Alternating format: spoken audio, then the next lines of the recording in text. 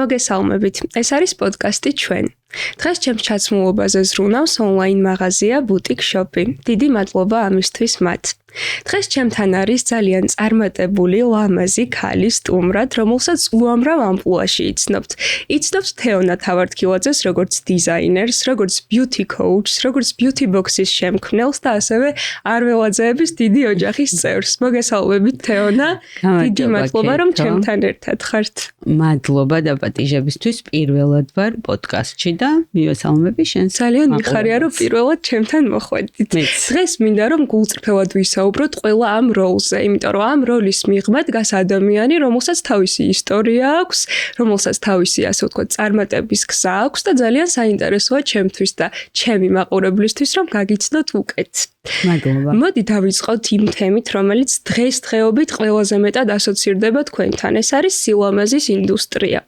ეს ინდუსტრია და მეთანხმებით დღეს იმდენად ფართოა, იმდენი პროდუქტია, იმდენი რჩება, იმდენი ბრჭყალებში იდეალური სახეა ჩვენთვის ნაჩვენები, რომ ხშირად გვიჭირს ხოლმე რომ გავარჩიოთ რა არის მართლა ჩვენთვის, რა არის რაღაც ტრენდებზე აყოლა.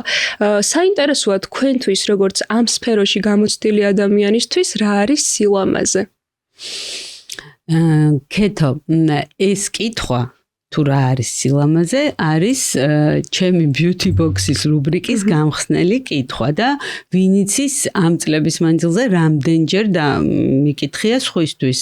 აგერ დამეთანხმება შენი პროდიუსერი, იმიტომ რომ ჩემი პროდიუსერიც იყო.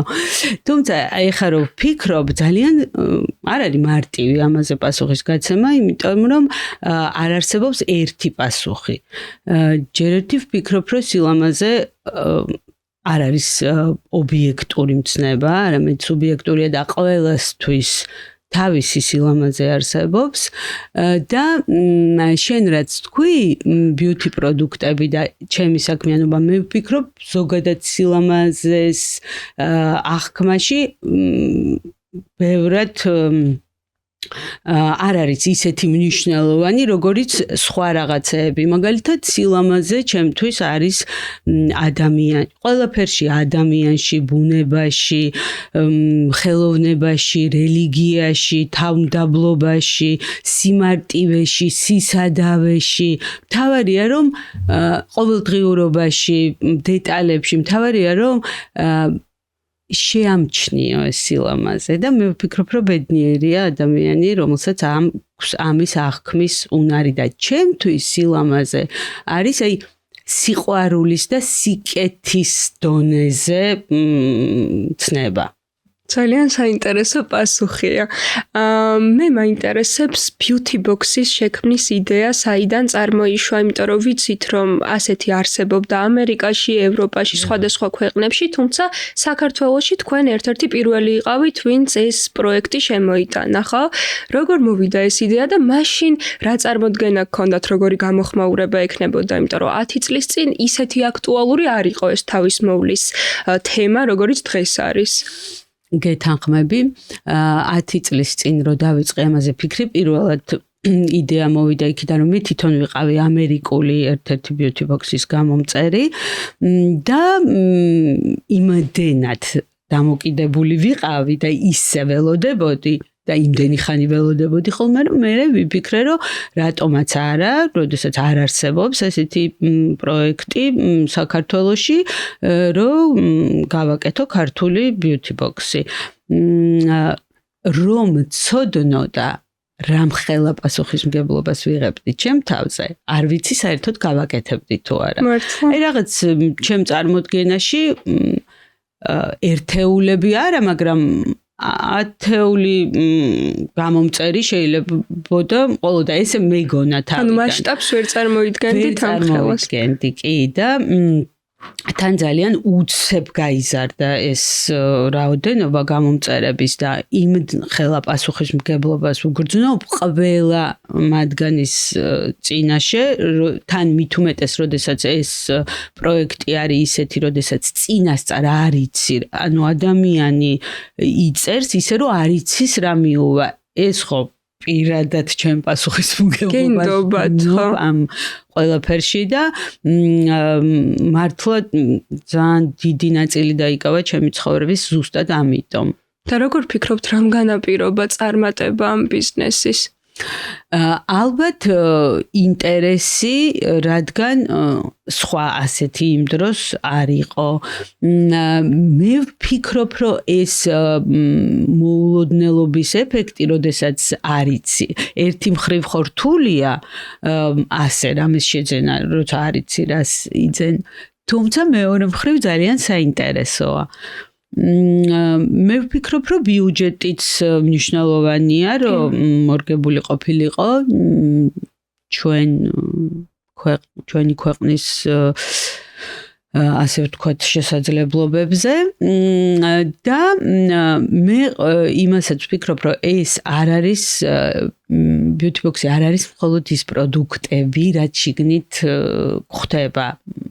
არამედ ემოცია და აი შენ გამომწერი ხარ და იცი ალბათ რომ ეს ბარათები რაც მოყვება beauty box მე ამას ძალიან დიდ მნიშვნელობას ვანიჭებ, იმიტომ რომ ჯერ გვხდება ბარათი, რომლითაც უნდა ვეცადო რომ შეგიქმნა განწყობა და მერე გვხდება ის სილამაზის პროდუქტები, რომელიც შენზე უნდა იყოს მორგებული, ამიტომაც ავსებენ ადამიანები კითხვარს, რასაც ჩვენ შეძლების დაგვარად ვითვალისწინებთ, თუმცა ისიც ზუსტად ვიცი, რომ ვერ შეძლებ, რომ ათასობით ადამიანის ზუსტად მოლოდინი გაამართლო და დააკმაყოფილო, ამიტომ იმ პასუხისმგებლობასაც ვგნობ, რომ ვიღაცისთვის შეიძლება იმედგაცრუება იყოს, მაგრამ მე ყოველთვის ჩემი თავიდან გამომდინარე ვფიქრობ და როდესაც მე ჩამომდიოდა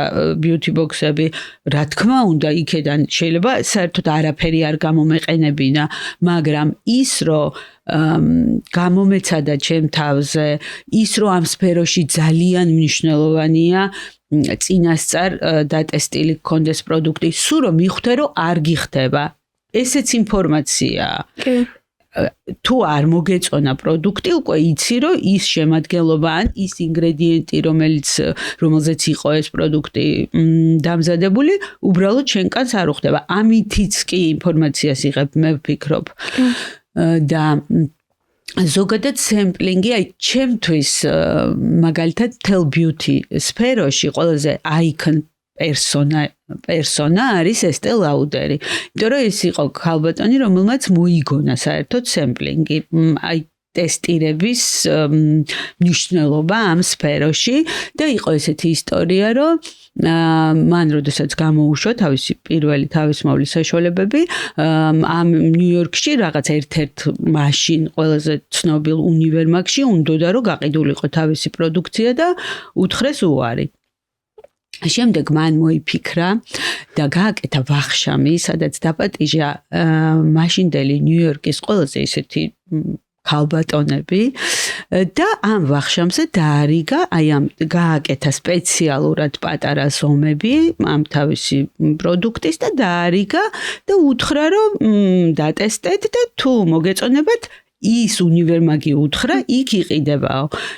მეორე დღიდან ამ უნივერმაგში დადგა რიგები, და შემდეგ უკვე თვითონ ის უნივერმაგი დაუკავშირდა, რომ მოგვეცი თქვენი პროდუქტი, აკითხავენ აქ. ანუ მნიშვნელობა ნამდვილად აქვს, იგივე გააკეთა სხვათა შორის სუნამოზეც. პირველი სუნამო რო გამოუშვა, პარიზში ჩავიდა და გალერი ლაფაეტში ეს სუნამო დაამსხვრია და დადგა მთელ ლაფაეტში მისი სუნამოს არომატი, რითიც ამ ფრანგი ქალების გული მოიგო. ამიტომ მე მართლა ბევრი სხვადასხვა კონცეფციის ბოქსები არსებობს, თუმცა ჩვენ ავიღეთ აი ეს ტესტირების კონცეფცია და სამოგზაურო ზომებით ვაკომპლექტებთ ბოქს, რომ ადამიანს მხოლოდ ერთჯერადაც კი არა, რამდენჯერმე შეძლოს პროდუქტის თავის თავზე გამოცდა, რომ ზუსტად იცოდეს შემდეგ სრული ზომის შეძენისას სწორედ გადაწყვეტილება მიიღოს. თან თვიდან თვემდე ყოფნის იდეალურად ზუსტად ისე მიყვება, რომ ყოფნის. მე სხვათა შორის ვიყავი თქვენი ერთ-ერთი პირველი გამომწერი, მიუხედავად იმისა, რომ ძალიან პატარა ვიყავი, დაახლოებით 13 წლის თინეიჯერი ვიყავი, ჩემი პირველი დეკორატიული კოსმეტიკა იყო თქვენგან, ასე ვთქვათ, ნაჩუქარი, რომელიც ამ ყუთში იყო შეგროვებული. ძალიან დიდი და მე მაინტერესებს როგორ უყრით ხოლმე თავს აი ამ ასე ვთქვათ ჯადოსნურ ყუთში, რა იქნება, რა დაგხვდება, იმიტომ რომ ხო ახსენეთ თქვენ რომ ძალიან დიდი პასუხისმგებლობაა რეალურად მიუხედავად იმისა რომ ძალიან დიდი არჩევანი გვაქვს დღეს უკვე პროდუქტებში ეს ასე ვთქვათ გამოწვევაც არის იმიტომ რომ არ იცი რა უნდა არჩიო შეიძლება ის რაც ტრენდულია შენ ძალიან არ მოგიხდეს და რაღაც პრობლემებიც კი წარმოშვას რომლის მოგვარებაც მე რთულია კვლევებს აწარმოებთ ხოლმე საკუთარ გამოცდილებას ენდობით თუ აი ყოველთვიურად ამას როგორ ახერხებთ შერჩევისას ყველაზე დიდი მნიშვნელობა აქვს ხოლმე სეზონურობას რომ კონკრეტულად ამ სეზონზე და ამ თვეში იყოს პროდუქტი აქტუალური თუმცა რადგან ეს ბოქსი ამდენი წელია ყოველ თვე გამოდის და ყოველ თვე ახალი შემადგენლობით წარმოგიდგენია რამდენნაირი პროდუქტი მაგაიარა ჩვენ ხელში და თანაც ეს პროდუქტები ისე უნდა იყოს დაკომპლექტებული ბოქსი რომ ყველაფერს მოიცავდეს თმა, კანი, დეკორატიული, სხეული რაღაცა ისეთ სუნამო ნაკრები იყოს, რომლითაც ამ თვის ყველა კატეგორიას შეეხები, ხო? და სხვადასხვა ტიპის და სხვადასხვა კატეგორიის პროდუქტი უნდა იყოს, თუნდაც აი ასაკსაც ხო ძალიან დიდი მნიშვნელობა აქვს, ანტი-ეიჯ თავისმოვლა კიდე სხვა პროდუქტებისგან შედგება, პატარა გოგოებს უფრო სხვა უფრო გამწმენდები და მხოლოდ დამატენიანებელი და უფრო დეკორატიული კოსმეტიკა აინტერესებთ. ამიტომ ეს არის ყველაზე რთული პროცესი დღეს ჩვენთვის. სხვათა შორის თავიდან ალბათ გახსოვს უფრო ერთნაირ ბოქსებს ვაკეთებდით ერთი შემადგენლობით მე მივხვდით რომ აქვს მნიშვნელობა რომ ჩაუჯდე და აი მართლა კითხვარის მიხედვით თითო ადამიანს გავდივართ რა თქმა უნდა ამ ათასობით ბოქსში ერთი ადამიანისთვის ერთი ბოქსი არ მზადდება მაგრამ არის ვარიაციები ხანდახან 12-15 ვარიაცია თვის მანძილზე რომელიც არის აი ამ განაწილებული ასაკის და პრეფერენციების მიხედვით და ეს არის ყველაზე რთული რომ მიუხედავად იმისა რომ ბევრი რამე გამოდის მაინც მოახერხო 5-6 პროდუქტი დევს ბოქსში რომ ყოველ თვე ახალი შემადგენლობა შეკრა და ძალიან კარგად გამოგდით მინდა გითხრათ. ყველა ქალი ეძებს სილამაზის საიდუმლოს. თქვენი აზრით არსებობს რაიმე ისეთი უნივერსალური თუ მაინც აი დისციპლინამდე მივდივართ ამ საკითხში? მე ვფიქრობ არ არსებობს უნივერსალური, იმიტომ რომ ეს სფერო ძალიან ინდივიდუალურია და ერთი უნივერსალური რჩევაც არ არსებობს ზოგადი რომ რაღაც თავის მოვლასთან მიმართებაში გასცე. აი დისციპლინა რაც ახსენე, ეს ძალიან მნიშვნელოვანია კონკრეტული ასაკის შემდეგ. აი ასაკისთან ერთად დისციპლინა და ყოველდღიური რუტინასავით დილა საღამო ეს აუცილებელია ამას არ ჭირდება ბევრი დრო აი ბევრისგან ხო გაგვიგია რომ სადამ აქ მაგის დრო ნამდვილად როგორ 5-7 წუთი დილას და საღამოს შენი თავისთვის როგორ შეიძლება რომ არ კონდეს თუმცა სხვადასხვანაირი დილა განსაკუთრებით დილა სხვადასხვანაირი არსებობს დღეს მაგალითად მანქანაში წავისვი სახის კრემით და თვალიც ასეთიც არსებობს ჩემთვის და ისეთიც როდესაც წყნარად მშვიდად შეგიძლია შეირგო ისიამოვნო ამ პროცესით იფიქრო ამ დროს ბევრი თან მუსიკას მოусმინო ეს ნუ სასიამოვნოა ძალიან და თუ დრო არა გაკ ყველგან შეიძლება ამის მოხერხება. თუმცა რაღაც პატარ-პატარა ნაპოვნი საიდუმლოები ბები ალბათ ყველას აქვს, რომელიც თქვენთვის რა არის ასეთი? ბევრი რამისგან შედგება, იმიტომ რომ არ არის თავის მოულა არ არის მხოლოდ ბიუთი პროდუქტები, ხო? ჯანსაღი ცხოვრების. მოკლედ მე მაინც დავასახელებ ვარჯიშს, პილატესი. და პირადად თქვენთვის ყოფილა ისეთი პერიოდი, რომ საკუთარი თავი გარეგნობით არ მოგწონდოთ, იმიტომ რომ განსაკუთრებით გოგოებში გარდამავალი ასაკი, როცა გვაქვს ხოლმე რაღაც კომპლექსები ჩნდება, მენტალური პრობლემები და არის ხოლმე რომ აი ეს თვითახკმა სხვადასხვანაირი გვაქვს. ქონიათ ესეთი პერიოდი? იცი რა, გულწრფელად გეუბნები. არასოდეს არ ვფიქრობ, რომ კი არა დავეც ვამბობ. მოკლედ არ მგონია რომ ვარ ლამაზი არასდროს. მაგრამ ხო, მართლა. მაგრამ არც ბევრს ვფიქრობ მაგაზე. თავს ვუვლი, იმიტომ რომ მიყვარს მოწესრიგებული ყოფნა, მიყვარს ეტიკეტი.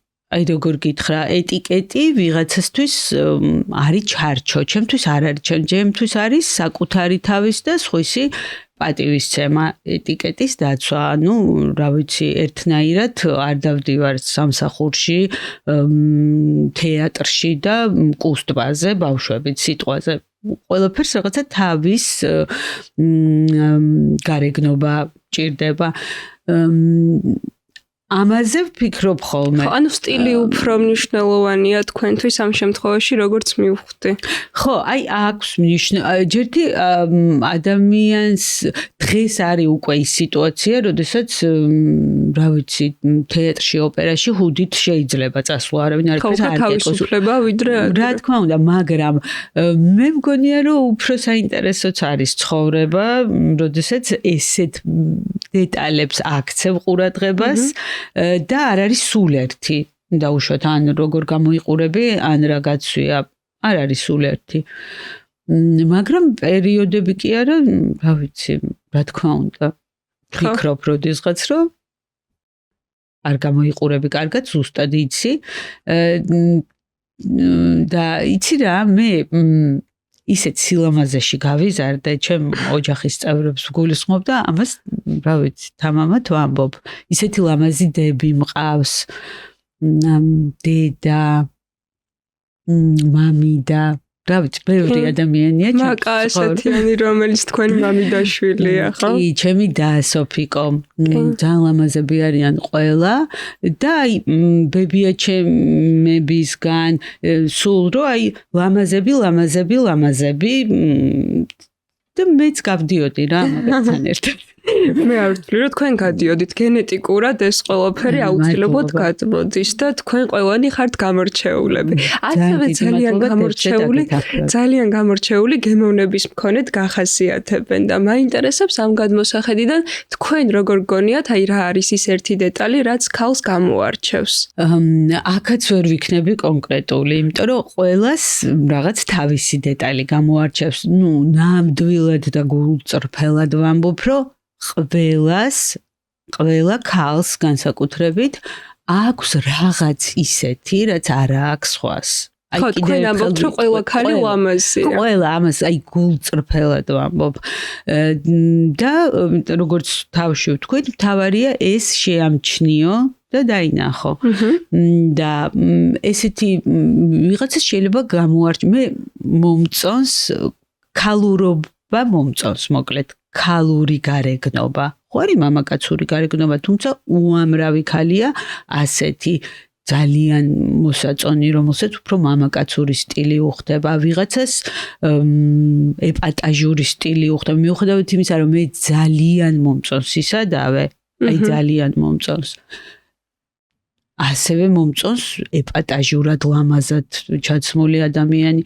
ანუ არა მაქვს ერთი კონკრეტული პასუხი. ანუ ინდივიდუალიზმი არის თქვენთვის მაინც ყველაზე შთამბეჭდავი. რა თქმა უნდა და თუ ვერ პოულობ ამ ინდივიდუალიზმს, მაშინ მიადექი კლასიკას და სისადავეს. შეიცვალა თქვენი ხედვა მოდაზე წლების განმავლობაში? რა თქმა უნდა. აი არსებობს რაიმე ისეთი სამოსი, რასაც ადრე ძალიან ხშირად მოიხმარდით, მაგრამ ეხლა ფიქრობთ, რომ აი აღარასდროს. ეს კეთო წლიდან წლამდე იცვლება, იმიტომ რომ აი პირდაპირ მახსენდება რაღაცა ტანსაცმელი, რომელიც მქონდა, ძალიან მიხდებოდა, ესე მეგონა და შემდეგ წელს ჩამიცვია, რა შეიცვალა, მაგრამ კატეგორიულად აღარ მოგწონს საკუთარ თავზე. ეს ალბათ არის აი ის გავლენები, როდესაც რაღაცა აი კოლექტიური აზროვნება ხო არსებობს და ამაზე არის დამოკიდებული, რომ ეპოქები, წლები რაღაც თავის სიტყვას ამბობს, თავის მოდას კარნახობს და არიცი რატომ მოგწონდა მაშინის და რატომ მოგწონს ახლა ეს, მაგრამ აი კიდევ ერთხელ ვიტყვი, კლასიკა და სიმარტივე და სისადავე მომწონს ყოველთვის. და გარდერობში გაქვთ ისეთი სამოსი, რომელსაც აი რაღაც თავისი ისტორია და მოგონება აქვს, ესეთი დამოკიდებულება თუ გაქვთ სამოსთან, რომელსაც ვერასდროს შეელევით.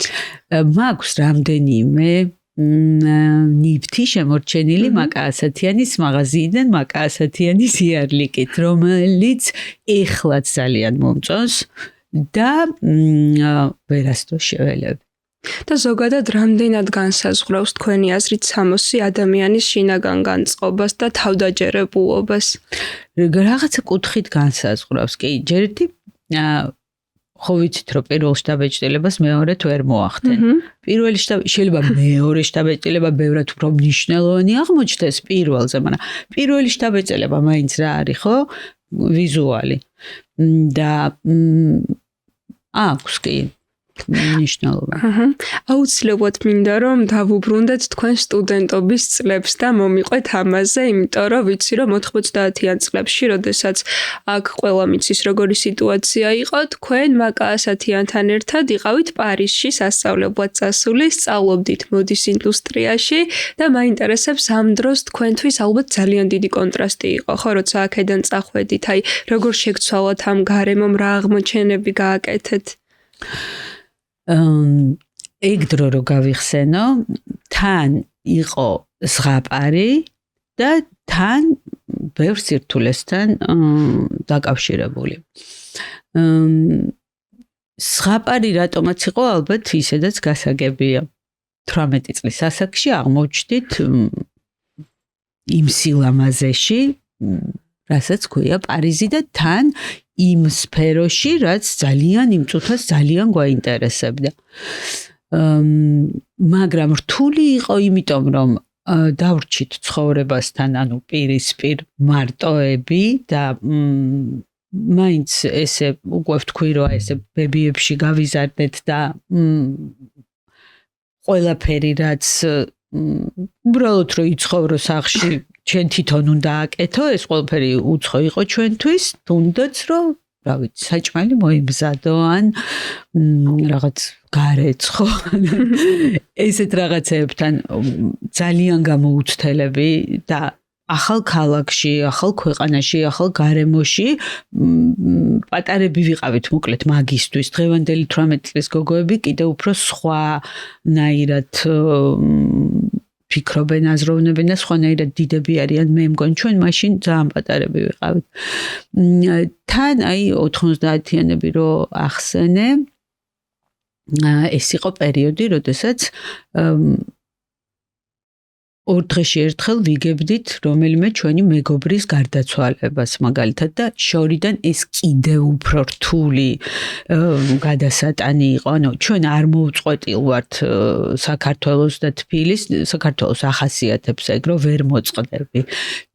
მიუხედავად იმისა, რომ საქართველოში ბნელოდა და პარიზი ძალიან განათებული იყო, მაინც ყველა არ დადეგებზე თბილისში მოვდიოდით, მიუხედავად იმისა, რომ არ უნდათ ჩვენ მშობლებს რომ ჩამოვსულიყავით და მაინც ბნელ თბილისში გვიხაროდა ყოფნა.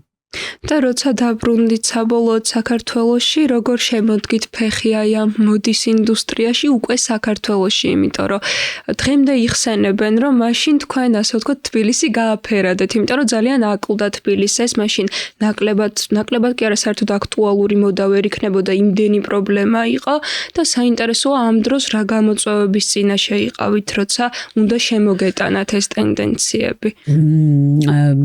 პარიზში რომ მოვჭით სწავლას, მე იმ წელს გავთხოვდი და რეზისთან ერთად ვცხოვრობდი სხვადასხვა ქვეყნებში რამდენიმე წელი.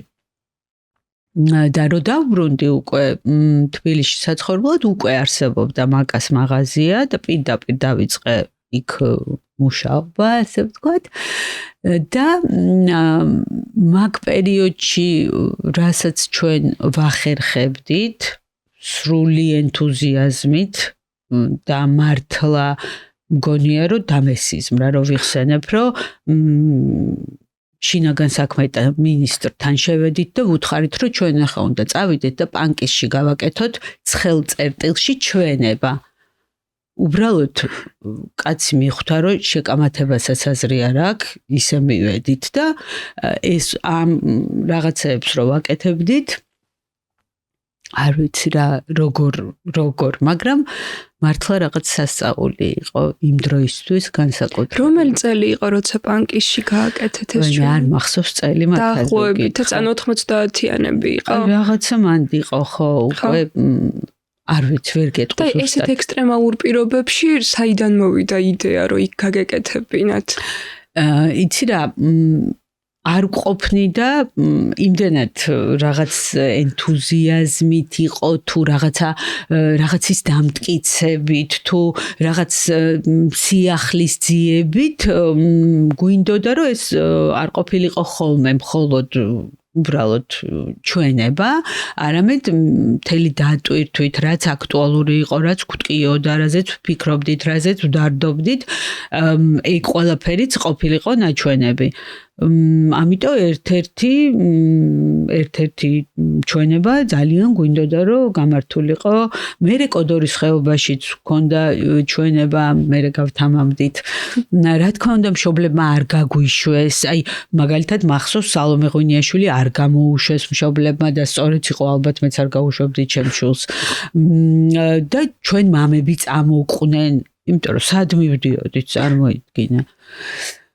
ხო და ეს გამბედაობა და აი ეს რაღაც ალბათ ასაკთანაც იყო დაკავშირებული. ეხლა წარმოუდგენელია ფიქრიც კი ამაზე.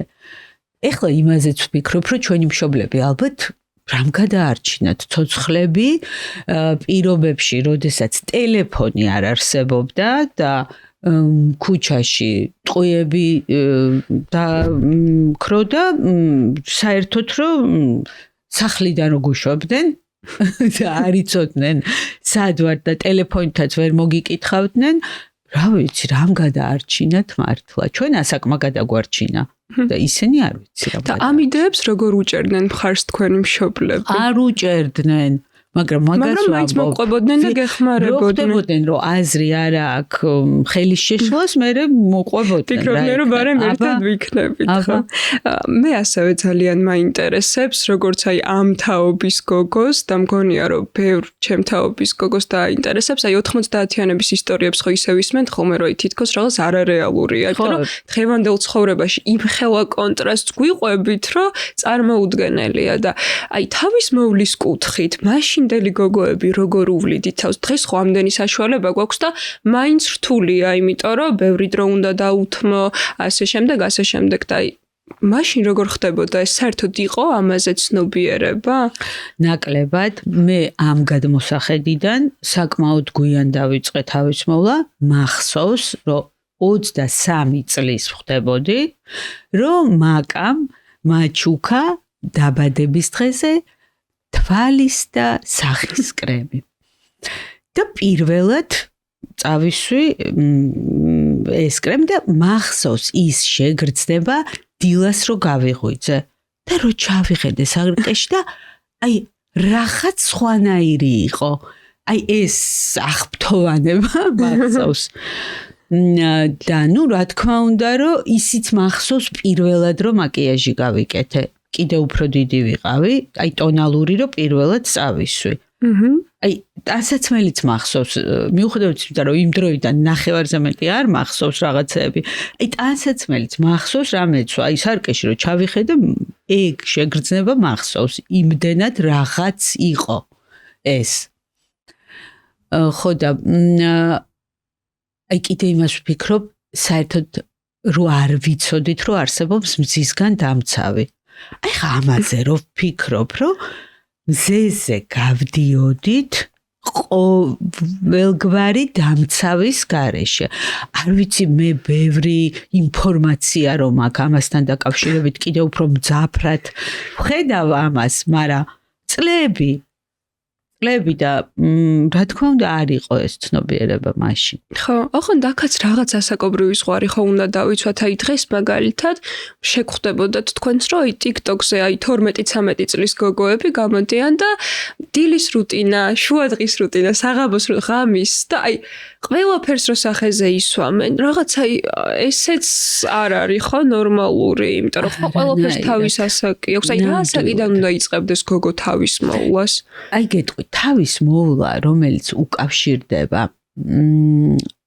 აი უფრო ჰიგიენას და მე ამას უკვე ხვდები, რომ ეს არის ჰიგიენა, რომ კანი უნდა იყოს სუფთა, დაბანილი, სპეციალური საშუალებით და მე რაღაცით რომ იბან კანს იმისთვის რომ pH ბალანსი აღდგეს, კანი არ გამოშრეს, დამატენიანებელი მორჩა. ეს არის 2 პროდუქტი და მზისგან დამცავი. ეს არის 3 პროდუქტი, რომელიც უნდა კონდეს დაახლოებით 15 წლიდან მაინც. ხო. და უკვე შემდეგი პროდუქტები, რაც ემატება, აი ის ყველაფერი არის უკვე მერე ასაკთან ერთად, მე ესე მგონია. ასაკთან როგორი დამოკიდებულება გაქვთ? აი ასაკის მატების შიში ძალიან გავრცელებულია. თქვენ როგორი დამოკიდებულება გაქვთ? იცი რა, შიშს ვერ დავარქმევ. ამატებას ვგრძნობ ბევრ რამეში, მაგრამ ამ ასაკის მატებას იმდენი რაღაც ახალი თავისი გასაგიჟებელი რაღაცეები აქ აი თუნდაც ბავშვები პატარები ხო აი ისეთი ახალი სიყვარულები ჩდება რომ ერთადერთი რისიც გეშინია რომ ეს ყველაფერი მალე არ მორჩეს და როგორც ეხლა ვარ ამ ბავშვებთან თუნდაც ბებიის როლში რომ ამის ენერგია და თავი კიდე დიდი ხანი მქონდეს. ეს ბებიობა თქვენთვის არის ახალი ამპლუა, უკვე 2 შვილი ყავთ. მაინტერესებს როგორი ბებია ხართ? აი ეს არის რაღაც შიზოფრენიასთან მიახლოებული სიგიჟე, ეს შეგრძნება. აი ყოვლად მოულოდნელი. აი ხო გაგიგია იცი, რაღაც სხვებს უყურებ, მაგრამ დაუჯერებელი რაღაც გრძნობა. იმიტომ არა რომ ხვდები რომ შენი შვილი გიყვარს და იმიტომ გიყვარს შვილიშვილიც. არავითარ შემთხვევაში. პერსონალურად ის გიყვარს რაღაც დაუჯერებელი სიყვარულით. და რეზი როგორი ბაბუა? რეზიც მოსალოდნელი იყო ჩემთვის, რეზი ისეთი მამა, რომ ჩემთვის მოსალოდნელი იყო, რომ ასეთივე ბაბუაც იქნებოდა.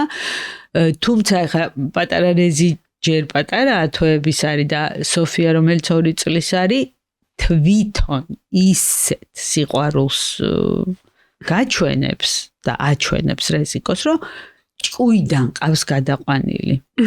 აბუს ეძახის, ბაბუს არა, აბუს. და ნუ ხან აბუკუნა და აბუს კინო და ნუ რაღაც ფორმებს უძებნის და ისე და რო ურეკავს და ამას ეუბნება, აი რა უნდა ხდებოდეს? ხო. ანუ მშობლობა კიდევ სხვა არის, ხო? აი როგორი დედა იყავით, სანამ თქვენი ბიჭები პატარები იყვნენ, მათთან როგორი ურთიერთობა გქონდათ და ეხლა როგორი ურთიერთობა გაქვთ, როცა უკვე თვითონაც კაცები არიან? ეს ბავშვები რო გაჩნდნენ, ორივე ძალიან გავს ჩემს შვილებს და ხვდები რომ ვეუბნებოდი იმ დღეს ვატოს რომ ისე მენატრებიან პატარები რო აი სულ იმაში ვარ, რომ მაშინ კიდე უფრო სულ ბავშვებთან რატო არ ვიყავი, ისე მენატრებიან ახლა ის პატარები რო იყვნენ იმ დროში.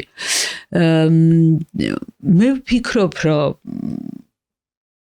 ძალიან ასე ვთქვათ, მეგობრული დედა ვიყავი, თუმცა თვითონ მახსენებენ, რომ შერასაც ჩვენ სწავლაზე გვიშვებოდიოთ. მე ესე მძაფრად არ მახსოვს, მაგრამ ალბათ სხვა გზა არ მქონდა, რომ მაგ კუთხით მკაცრი ვყოფილიყავი, მაგრამ მე მგონი ამეტებენ და დღეს ძალიან მეგობრობთ.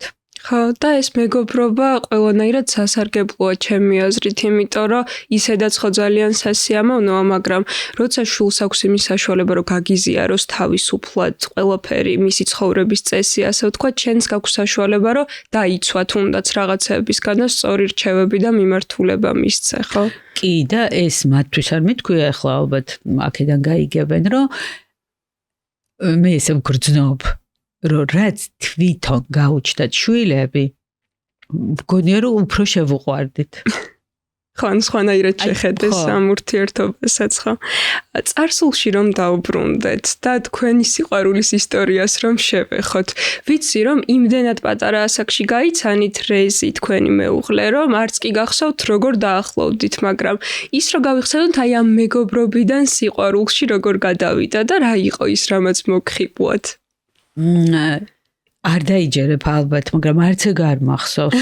აი რეზის რაღაც დიდი წრე, ყველა ერთად მეგობრობდით, ბავშვები, აი ძალიან ბევრი, ბიჭები, გოგოები და ამ მეგობრობას ამყარებდა, რომ ყველგან დავდიოდით დასასვენებლად ერთად. ეს ძირითადად იყო წყნეთი ბაკურიანი, ჩვენი დასვენება ბავშვობის იყო ეგ.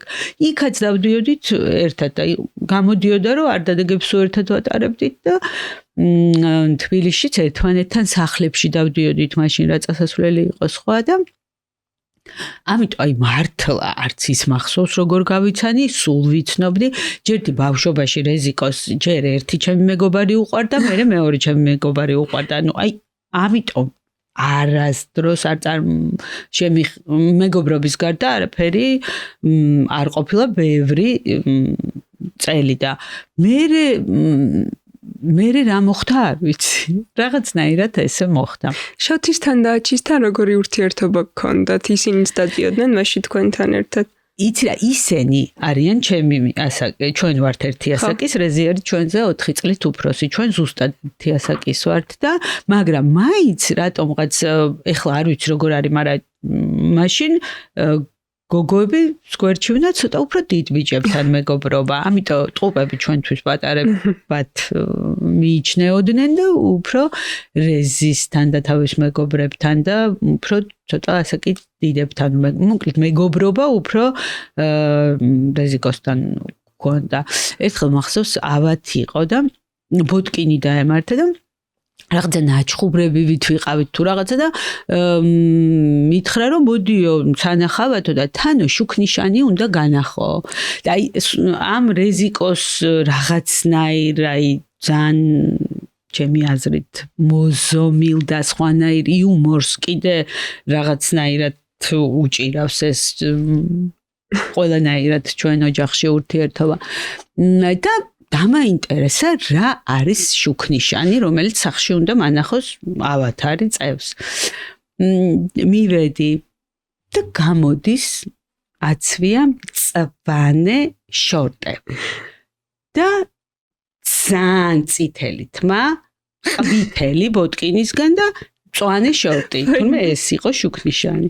და აი ესეთი რაღაც შეუძლია რაც არ უნდა, ან კამათი იყოს, ან ჩხუბამდე არ ვიცი, არ მევსულვართ, იმიტომ რომ ეს ძალიან გვეხმარება. მისი ხასიათი. რამდენი წელია დაოჯახებული ხართ? ნიკას ასაკს გავიხსენებ და აქედან გამოვალ, გამოდის რომ 32 მინიმუმ, იმიტომ რომ ნიკა ხო 31-ის. და ამ 32 წლის განმავლობაში თქვენი აზრით რა არის ის მთავარი ღირებულება თუ აი ფასეულობა, რაზეც დგას ეს ოჯახი? იცი როგორ არის? თავიდან ადამიანი რო გიყვარს, ყველაფერი მოგწონს. მერე უკვე თანაცხოვრებას რო იწყებ, რაღაცების შემჩნევას იწყებ, რასაც მაშინ ვერ ამჩნევდი. მაგრამ მერე უკვე ეს ეტაპიც რო გადაივლის, მერე უახლოვდება უპირობო სიყვარულს. ანუ თავიდან თუ არის პირობა, რომ ადამიანს ირჩევ, იმიტომ რომ ეს რაღაც მოგწონს, რაღაც არ მოგწონს, მაგრამ არა აქვს მნიშვნელობა, რაღაც პირობებია იმისთვის, რომ აარჩიო. მერე უკვე ეგ პირობები აღარ არსებობს და აი უპირობოდ გიყვარს და ვერც კი წარმოგიდგენია. ჩემთვის რეზიკო არის ყოვლის შემძლე. და არის თუ არ არის, მე რო ესე ვფიქრობ, რომ არის, ეს უკვე ანუ ყველაზე მნიშვნელოვანი ეს არის, რომ შენ ეგ შეგრძნება გქონდეს. რომ ესეთი ადამიანი ყავს და მაინც რეზიკოზე დგას ყველაფერი. და მე ამ ყველაფერს უკვე ამაგრებს და ამყარებს ბავშვები, მათი ბავშვები, საერთო ოჯახები, მეგობრები და ყველაფერი რისგანაც შედგება დღეს ჩვენი ცხოვრება. კი. აი ეს თქვენი დიდი ოჯახი უგულისხმობა არ ველაძეების ოჯახს იცით როგორი ოჯახია შორიდან რომც არ იცნობ ამ ადამიანებს შეგრძნება გაქვს რომ ძალიან შინაურები არიან და გიყვარს ისე როგორც შენი მეგობარი გეყვარება და ეს შეგრძნება მე პირადად ბავშვობიდან მაქვს როცა ვუსმენ მათ საუბარს განსაკუთრებით როცა აი სამნი ერთად საუბრობენ ხოლმე და მართლა ეს რაღაც საოცარი იუმორი უფრო ახლოდან რო გაგვაცნოთ რაიმე ისტორიით ან რო გაგვიზიაროთ როგორი არიან სახლში რამე ტრადიცია თუ გაგვთ განსაკუთრებული იცი რა ეგეთები ნამდვილად არიან აი იცი რა ნამდვილები არიან მე ესე მგონია რომ ახლა ისე უტრირებულად ნათქვამი არ გამომივიდეს მაგრამ მართლა ირგვლივ არის სულ დადებითი მათი ირგვლივ და მხოლოდ სიყვარულს ამჟღავნებს თუნდაც უცნობი ადამიანებიც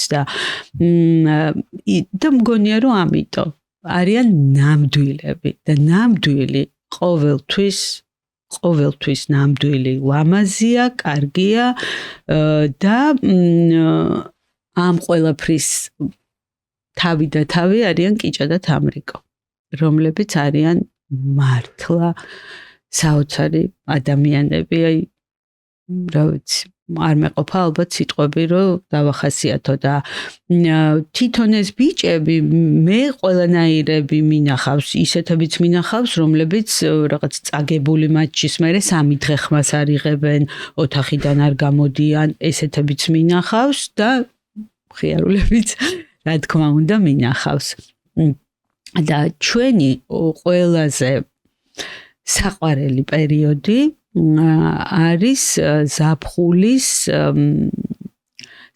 სადღაც შუაში, როდესაც ყველა ვიკრიბებით ჩვენ სახლში ბუკნარში ზღვაზე.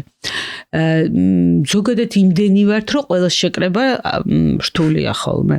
და აი ეს არის ის დრო და ის ადგილი, სადაც ვართ ყველა კიჭა და თამრიკო, ჩვენ ყველა, ჩვენი ბავშვები და თან არის იმის საშუალება, რომ მარტო ჩვენც ვართ ხოლმე და კიდე ყველას რომ თავისი სტუმარი ყავდეს.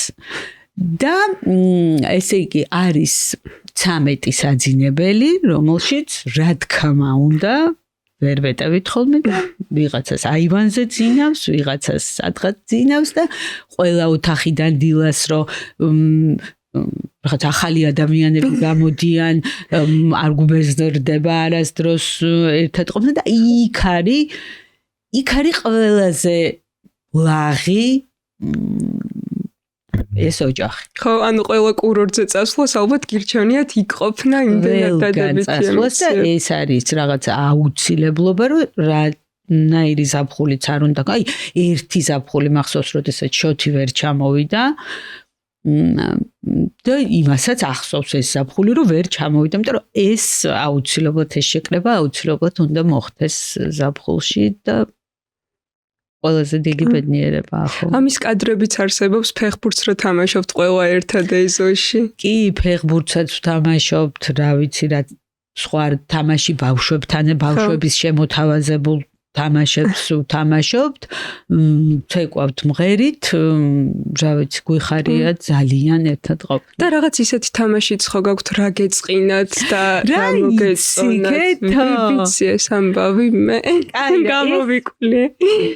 ეს ჩვენი ოჯახის თამაშია, ჩვენი პირადი ოჯახის, თუმცა ისე გვყარს, რომ ხანდახან გაფართოებულადაც ვთამაშობთ, მაგრამ ჩვენი პირადი ოჯახის თამაში იყო ბავშვები, რომ ჯერ კიდევ პატარები და ცოტა მოზრდილები იყვნენ და ეფუძნებოდა იმას, რომ საღამოს უნდა ყველას გვეთქვა 4-ვეს, მე რეზის ნიკას და ვატოს, ვის რა ეწყინა და რა გაეხარდა დღეს და არ არსებობს, რომ დაფიქრდე რაღაცა არ გაიხსენო, რაღაცა ოდნავ მაინც გეწყინა და გაგიხარდა, ბევრი უნდა იყოს ესეთი და ეს თამაში იმიტომ იყო ყოველ საღამოს მნიშვნელოვანი, რომ მე გაგვეთვალისწინებინა, რომ ვისაც რა ეწყინა ერთად გვეზრუნა იმაზე, რომ მეტი აღარ ეწყინოს და ვისაც რა გაეხარდა და თუ ეს გიხარია, ეს იგი ბევრი ეგეთი მომენტები შეგვექმნა ერთმანეთისთვის.